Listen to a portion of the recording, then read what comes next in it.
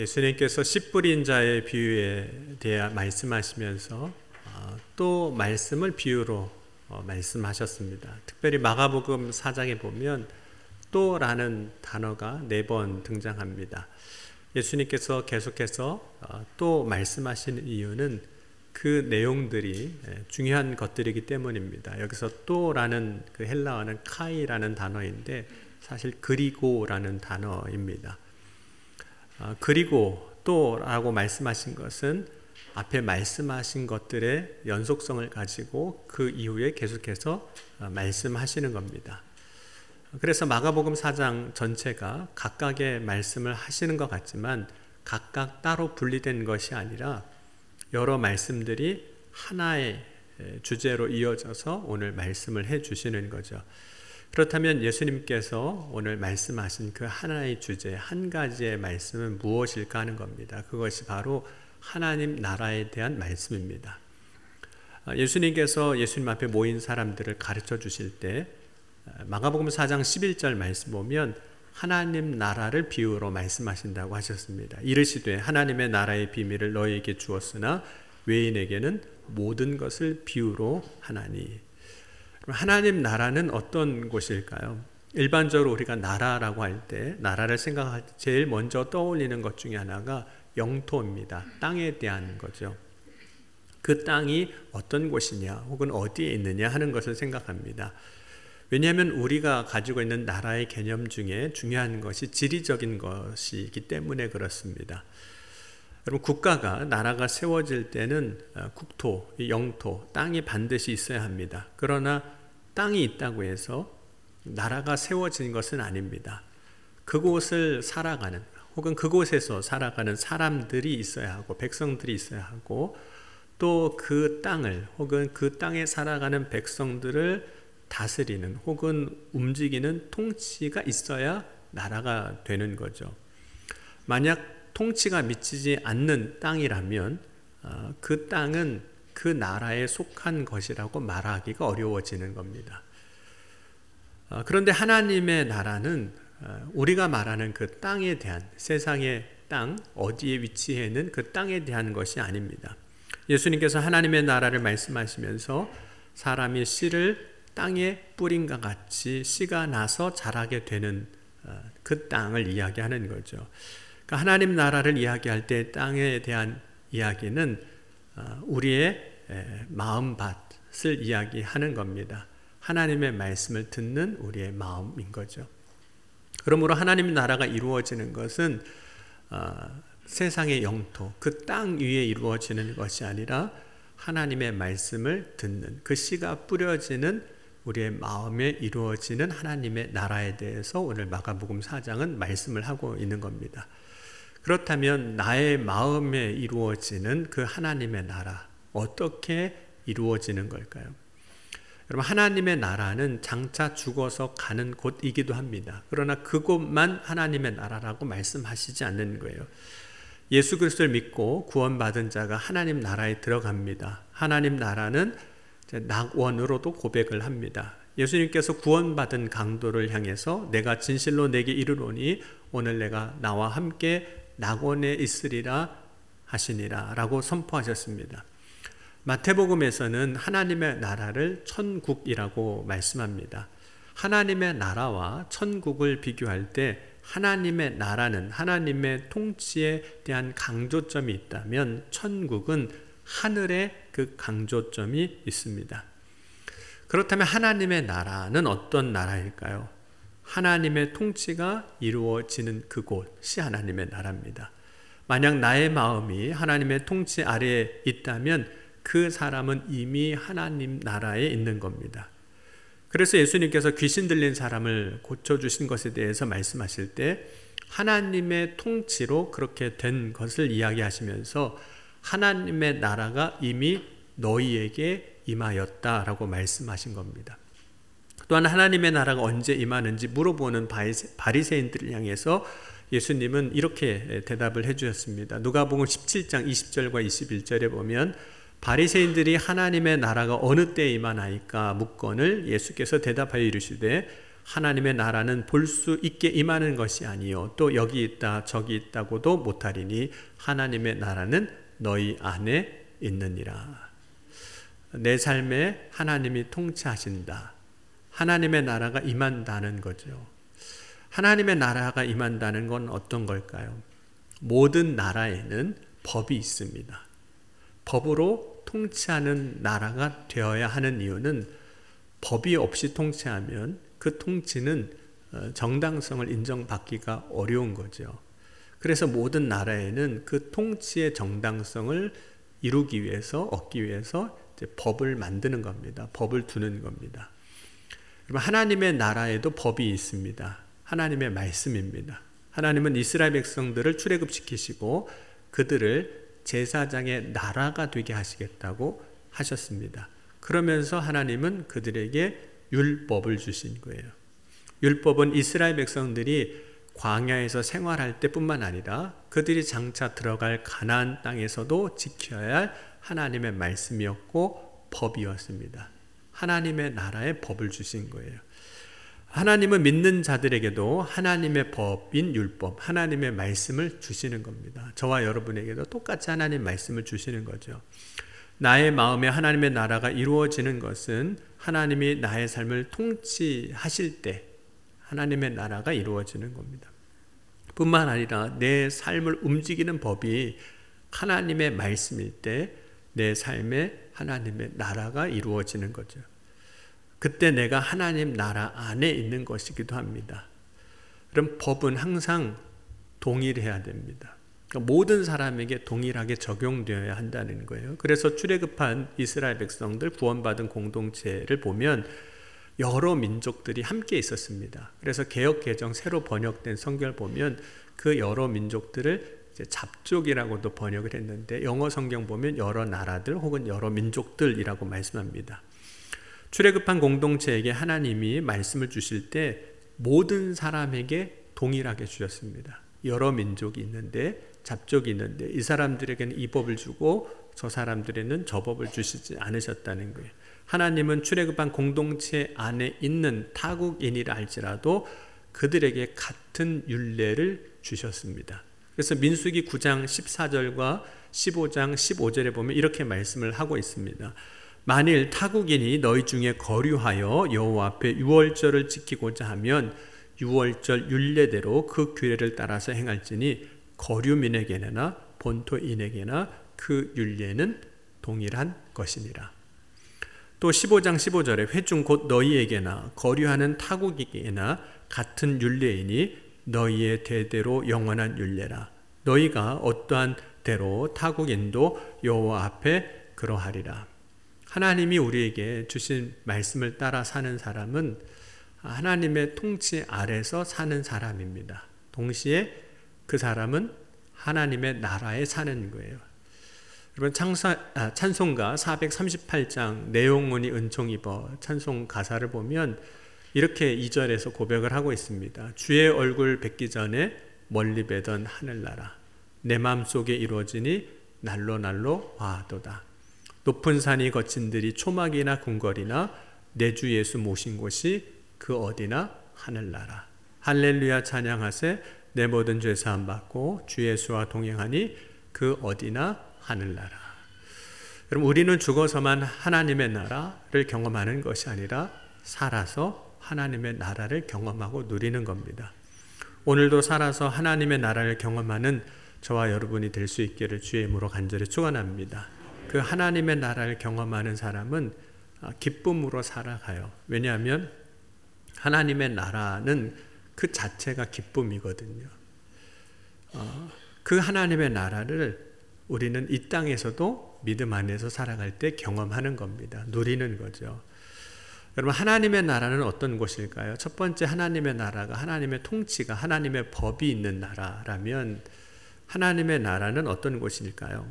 예수님께서 비유로 말씀하실 때 내 마음에 하나님의 나라가 이루어질 때 거기에는 성장하는 일과 열매 맺는 일들이 있다라고 가르쳐 주신 겁니다. 다만 하나님의 나라에 씨가 뿌려졌을 때 어떻게 씨가 나는지, 어떻게 성장하는지, 어떻게 열매 맺는지는 알지 못한다는 거예요. 땅에서 열매를 맺되 처음에는 싹이요 다음에는 이삭이요 그 다음에는 충실한 곡식이 됩니다. 그리고 추수 때가 이르러 그 열매를 이제 거두게 되는 거예요. 그런데 그것이 어떻게 됐는지 잘 모른다는 거죠. 여러분, 우리도 때로는 식물을 심고 그것이 자라는 걸 보면 어느새 보면 그냥 훌쩍 자라 있고, 어느새 보면 꽃을 피고 있고, 어느새 보니까 열매를 맺고, 어느새 보니까 다 익어가는 거예요. 언제 자랐는지 모르게 자라는 것처럼 하나님의 나라의 모습도 그렇다는 거예요. 여러분, 하나님의 나라가 세워지는 일도 우리는 잘 모를 수 있습니다. 하나님의 나라가 이루어지는 것은 인간이 잘 모른다는 것은 단순히 하나님의 나라가 미지의 영역이기 때문에 그런 것은 아니라는 거예요. 우리가 때로는 느끼지 못하고 깨닫지 못하는 사이에도 하나님의 나라는 이루어져 가고 있다는 거예요. 때로는 우리가 과연 이곳에 하나님의 나라가 이루어질 수 있을까 생각하는 그때에도 하나님의 나라는 이루어져 가고, 과연 지금 하나님의 나라가 이루어질 수 있을까라고 생각할 때에도 하나님의 나라는 이루어진다는 거예요.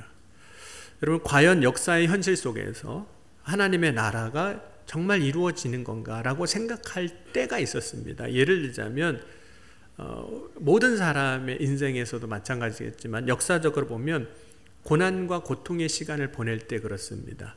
우리 한국의 역사를 보면 복음이 들어온 이후에 일제강점기를 보냅니다. 그리고 해방된 후에 굉장히 혼란한 시간들을 보내다가 6.25 전쟁을 겪게 됩니다. 그때 그 많은 고통의 시간들 가운데 이 땅에 하나님의 나라가 이루어지는 걸까라는 의문을 가지게 되는 거죠. 너무 힘들고 고통스러우니까. 왜냐하면 눈으로 보는 현실 그리고 경험하는 현실은 우리가 생각한 하나님의 나라와는 너무 다른 거예요. 여러분, 이스라엘의 역사를 되돌아보면 이스라엘 백성들이 전쟁에서 패하게 되고 나라를 빼앗기게 됩니다.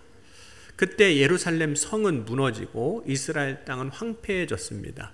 그때 많은 이스라엘 백성들이 포로로 잡혀갔습니다. 뿐만 아니라 그 고난을 피하기 위하여 여러 백성들은 각지로 흩어지게 되는 거죠. 그때 하나님의 나라는 이스라엘 땅에 이루어지는 걸까? 눈으로 볼 때 하나님의 나라가 언제 이루어질지 알 수 없는 것처럼 보였습니다. 전쟁에서 패하고 이스라엘 백성들이 경험하는 삶과 하나님 나라의 모습은 너무나도 달라 보였기 때문에 그렇습니다.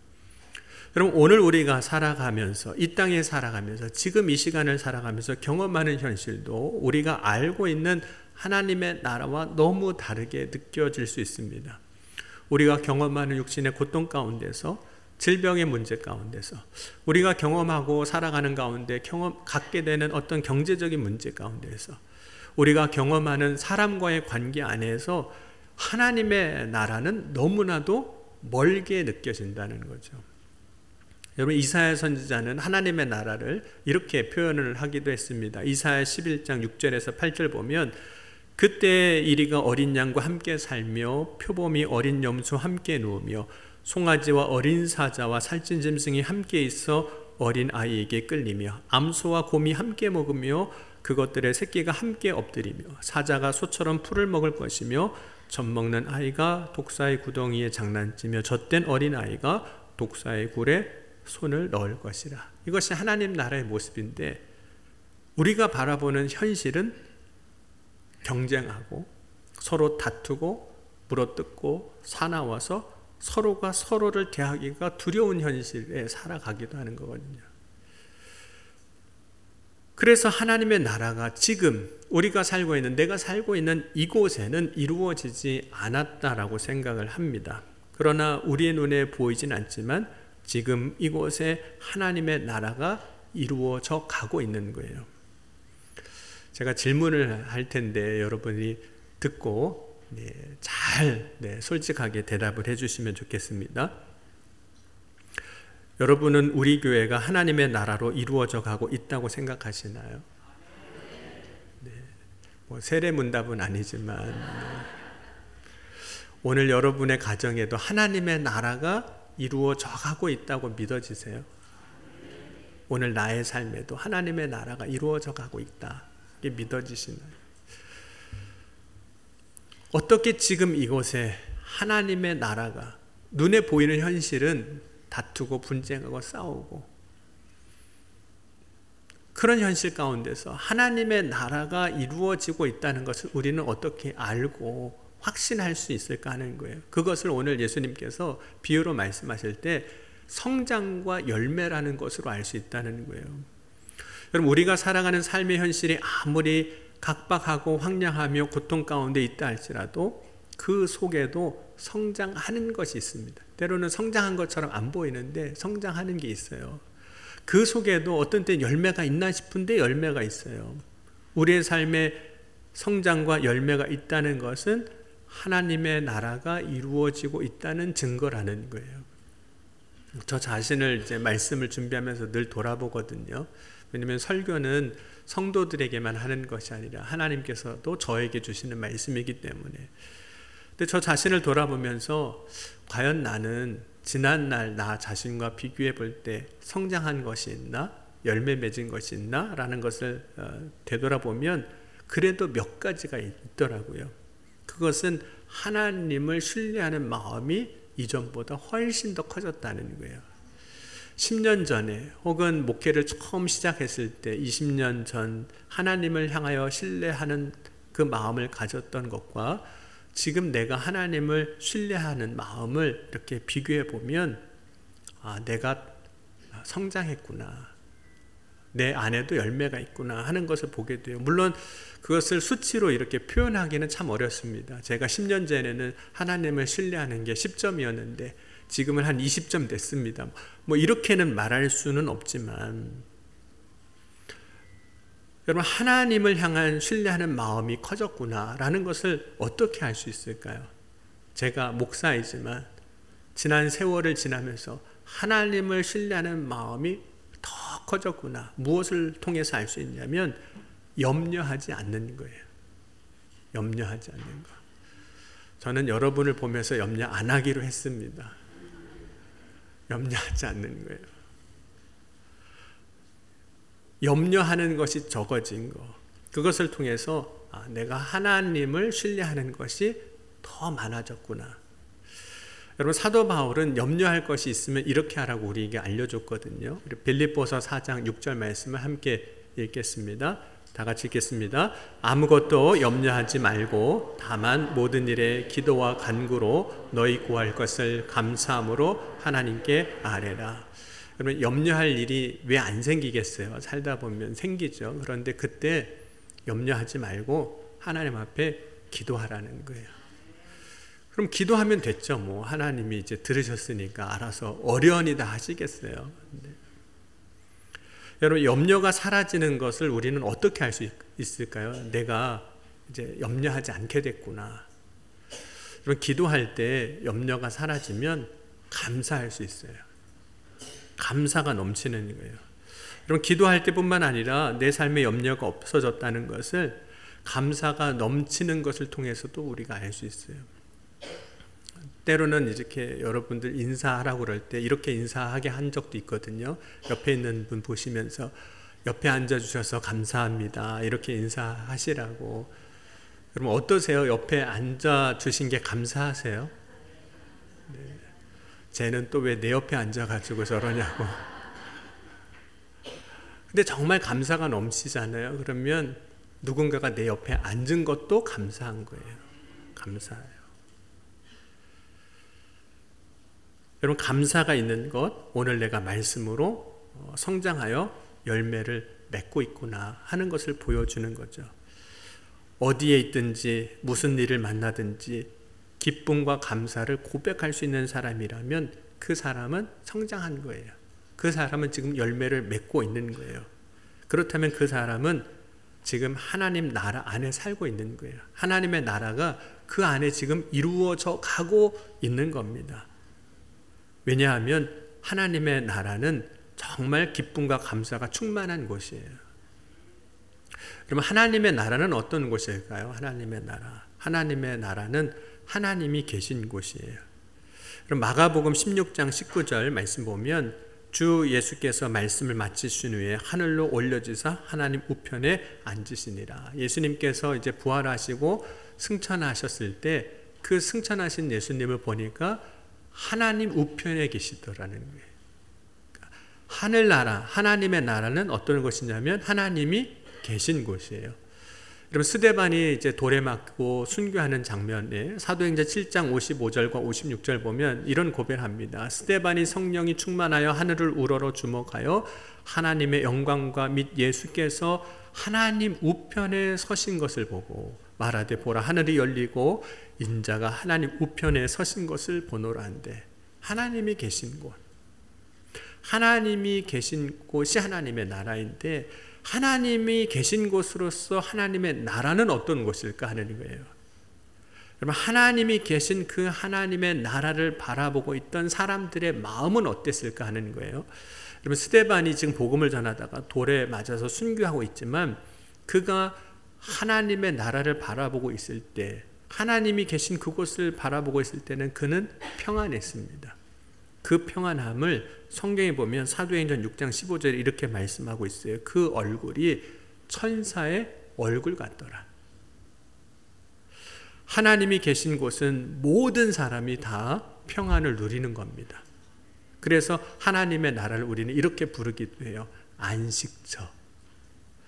그래서 하나님의 나라는 구원받은 자가 영원히 누릴 안식처가 되는 겁니다. 여러분, 예수님께서 비유로 하나님의 나라를 말씀하실 때 그곳은 나무가 큰 가지로 비유하셨어요. 한 알의 밀알이 떨어져서 그것이 자라는데 큰 가지가 됐다. 근데 이 큰 가지는 모든 풀보다 커져서 공중의 모든 새들이 와서 그 그늘에 깃들일 만큼 되었다라고 말씀합니다. 그래서 오늘 32절 보면 이렇게 말씀합니다. 심긴 후에는 자라서 모든 풀보다 커지며 큰 가지를 내나니 공중의 새들이 그 그늘에 깃들일 만큼 되느니라. 하나님의 나라는 물론 새들로 비유로 표현이 됐지만 모든 새들이 와서 깃들 수 있는 곳보다 더 큰 곳이 되었다는 거예요. 예수님께서 오늘 비유로 말씀하실 때 이 깃들다라고 하신 그 말씀은 헬라어 사전으로 번역해 보면 이런 단어예요. 안식, 쉬다, 이런 의미가 있습니다. 그러니까 하나님의 나라는 모든 사람이 안식하는 곳이다, 이런 의미인 거죠. 하나님이 계신 곳, 하나님의 나라, 안식하는 곳. 여러분, 신앙생활 하면서 여러분이 이제 교회 이 시간도 나오셨는데 교회에 나오신 이유가 뭐죠?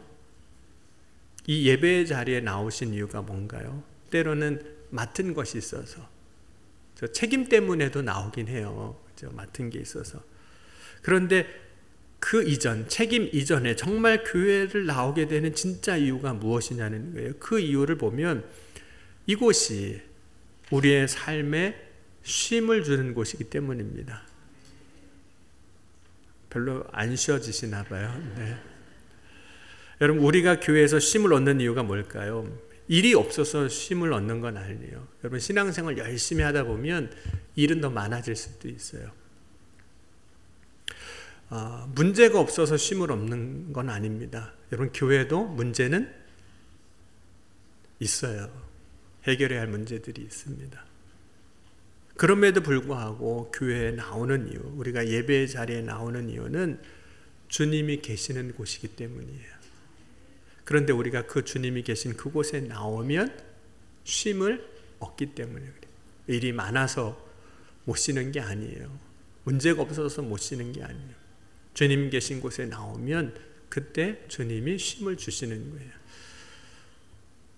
여러분, 우리 교회 누구에게나 쉼을 주는 교회가 될 수 있기를 주의 이름으로 간절히 축원합니다. 그래서 언제나 열려 있습니다. 아무 때나 오셔도 돼요. 그럼 마태복음 11장 28절에서 30절 말씀 보면 이렇게 말씀하고 있습니다. 수고하고 무거운 짐진 자들아 다 내게로 오라. 내가 너희를 쉬게 하리라. 나는 마음이 온유하고 겸손하니 나의 멍에를 메고 내게 배우라. 그리하면 너희 마음이 쉼을 얻으리니 이는 내 멍에는 쉽고 내 짐은 가벼움이라 하시니라. 주님 계신 그곳에서 쉼을 얻는 거예요. 여러분, 오늘 우리가 세상에서 무거운 짐을 지고 나왔다 할지라도 주님 계신 이곳에서 주님은 우리의 짐을 가볍게 해주실 거예요. 그래서 쉬게 하실 거예요. 그런데 어떤 사람은 주님 앞에 나와도 좀처럼 쉼을 얻지 못하는 사람이 있습니다. 여전히 마음이 분주하고 염려가 있고 두려워하는 것입니다. 만약 주님 앞에 나왔음에도 불구하고 여전히 마음이 분주하고 주님께 집중하지 못하고 있다면, 염려가 많아서 믿음으로 나가지 못하고 있다면, 두려움이 많아서 떨고 있다면, 그때 믿음으로 이런 고백을 혹은 찬송가를 부르셔도 좋을 것 같아요. 찬송가 370장 주 안에 있는 나에게라는 찬송인데 이렇게 찬양합니다. 주 안에 있는 나에게 딴 근심 있으랴. 십자가 밑에 나아가 내 짐을 풀었네. 주님을 찬송하면서 할렐루야 할렐루야 내 앞길 멀고 험해도 나 주님만 따라가리니 주 안에 있는 나에게 딴 근심 있으랴. 오늘 이곳에 주님 계신 것을 믿으세요. 오늘 주님이 나와 함께 계심을 믿으세요. 주 안에 있는 나인 거잖아요. 여러분 요한복음 14장 16절에 내가 아버지께 구하겠으니 그가 또 다른 보혜사를 너희에게 주사 영원토록 너희와 함께 있게 하리니. 14장 17절입니다. 그는 진리의 영이라 세상은 능히 그를 받지 못하나니 이는 그를 보지도 못하고 알지도 못함이라. 그러나 너희는 그를 아나니 그는 너희와 함께 거하시며 또 너희 속에 계시겠습니다. 내가 너희를 고아와 같이 버려두지 아니하고 너희에게로 오리라. 조금 있으면 세상은 다시 나를 보지 못할 것이로되 너희는 나를 보리니 이는 내가 살아있고 너희도 살아있겠습니다. 그날에는 내가 아버지 안에 너희가 내 안에 내가 너희 안에 있는 것을 너희가 알리라. 주 안에 있는 거죠. 주님이 우리 안에 계신 거고, 주님이 내 안에 계심을 믿으면, 나와 함께 하심을 믿으면 그 믿음을 가진 사람은 누구라도 쉼을 얻는 겁니다. 주님 안에서 안식하는 거예요. 주님 안에서 쉼을 얻는, 참된 쉼을 얻는 그 사람의 특징이 있습니다. 주님 안에서 쉬고 있는 사람은 잠을 아주 잘 잔다는 겁니다. 그래서 저는 혹시 예배 때 주무셔도 안 깨울 겁니다. 주님 안에서 쉬고 계신 거예요. 주 안에서 쉬고 계신. 여러분 시편 127편 2절에 너희가 일찍이 일어나고 늦게 누우며 수고의 떡을 먹음이 헛되도다. 그러므로 여호와께서 그의 사랑하시는 자에게는 잠을 주시는도다. 그래서 주무실 때 저는 보면서 그런 생각을 해요. 주님의 사랑을 받은 권사님이시구나. 주님의 사랑 안에 있구나. 잠은 쉼의 또 다른 표현이거든요. 잠은 안식의 또 다른 표현이에요. 왜냐하면 염려하고 걱정 많으면 잠을 못 잡니다. 두려워하면 잠을 못 자요. 언제 잠을 자는 거냐면 마음의 평안을 얻었을 때, 마음이 쉴 때 잠을 자는 겁니다. 그래서 로뎀 나무 아래서 엘리야 선지자가 잠을 자요. 하나님이 자게 하시는 거죠. 열왕기상 19장 5절에 로뎀 나무 아래 누워 자더니 천사가 그를 어루만지며 그에게 이르되 일어나서 먹으라 하는지라. 엘리야 선지자가 로뎀 나무 아래서 잠을 자는 것은 쉬는 거예요. 주님 안에서 안식하는 거예요. 그래서 엘리야 선지자가 그 쉼을 통해서 다시 회복하고 그가 가야 할 길을 다시 가게 하셨던 거죠. 여러분 예수님은 풍랑 중에서도 잠을 주무셨습니다. 마가복음 4장 다음 주 말씀이긴 한데 4장 36절에서 38절 보면 그들이 무리를 떠나 예수를 배에 계신 그대로 모시고 가매 다른 배들도 함께 하더니 큰 광풍이 일어나며 물결이 배에 부딪혀 들어와 배에 가득하게 되었더라. 예수께서는 고물에서 베개를 베고 주무시더니 제자들이 깨우며 이르시되 선생님이여 우리가 죽게 된 것을 돌보지 아니하시나이까 하니. 예수님 그 풍랑 중에서도 배에서 베개를 베고 주무셨다는 거예요. 예수님은 쉬고 계셨어요. 왜 쉴 수 있는 거죠? 왜 잠을 잘 수 있는 거죠? 풍랑이 아무런 걱정이 아니에요. 예수님 말씀 한 번이시면 다 잠잠하게 될 거니 뭐가 걱정이고 뭐가 문제고 뭐가 두렵겠습니까? 여러분 하나님의 나라는 하나님이 계신 곳이에요. 그런데 하나님이 계신 그곳은 우리가 참된 쉼을 얻는 곳입니다.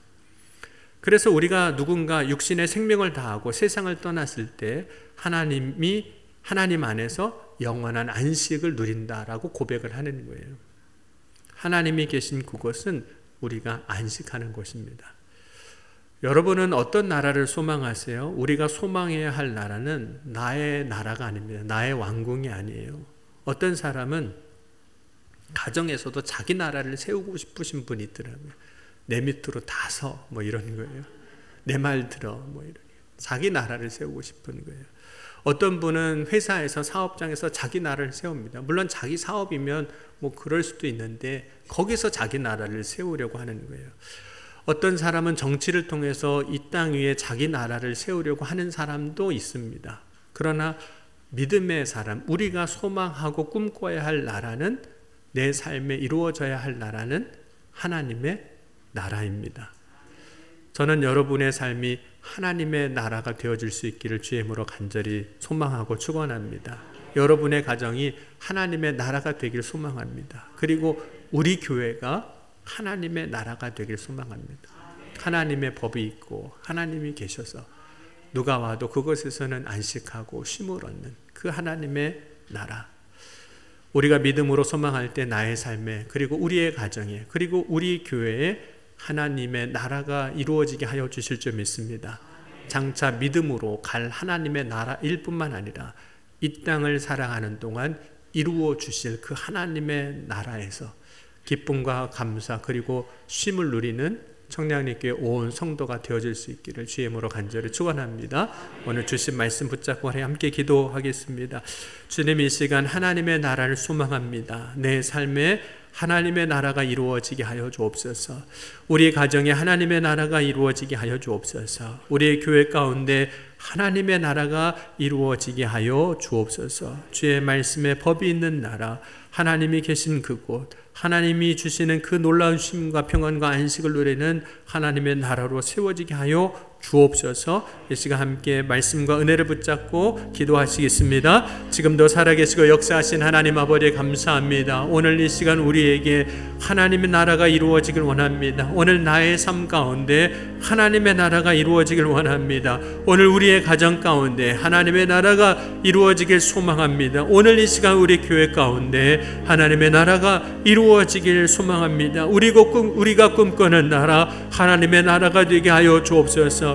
이 아침에 간절히 부르짖습니다. 아버지 구합니다. 아버지 부르짖을 때 응답하시고 구할 때 역사해 주셔서 아버지 하나님의 나라의 그 놀라운 은혜를, 기쁨을, 그 복을 누리는 복된 삶이 되게 하여 주옵소서. 주 안에 그 놀라운 은혜를 아버지 선포하는 믿음의 삶이 되게 하여 주옵소서. 사랑의 주님 감사합니다. 오늘 이 시간 우리가 하나님 나라를 소망합니다. 나의 삶에 이루어질 하나님 나라, 우리의 가정에 이루어질 하나님 나라, 이 땅 위에 우리 교회 가운데 이루어질 하나님 나라를 꿈꾸고 소망합니다. 온전히 그 하나님의 나라에서 역사하시는 놀라운 은혜와 복을 누리는 청량리교회 온 성도들이 다 되게 하여 주옵소서. 오늘도 믿음으로 구하고 주님 앞에 선 모든 이들 가운데 충만한 은혜로, 역사로, 능력으로 이루어 주신 줄 믿사오며 예수님의 이름으로 간절히 축복하며 기도하옵나이다. 아멘.